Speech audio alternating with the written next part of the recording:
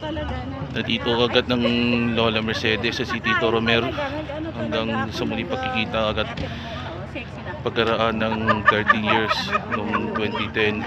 Pumanaw po nitong Marso si Lola. Tsaka ano, Ang Tito Romer ko 3 years nitong Agosto 2020 rin. Sunod yata agad nung second and last shutdown ng ABS-CBN ang hirap. ditong Mayo noon. One time, damis ko yung kusina. Nawala agad na ng Tito Romer kung baka sakali. Pagtusok ako after 1.5 Nag-cardiac arrest yata sa Taguig si Tito ko. At ang lola ko sa Antipolo nung namatay pa rin siya na sa pamunod na sa bahay. exercise sa Ito pa rin. ang hirap na medyo hindi.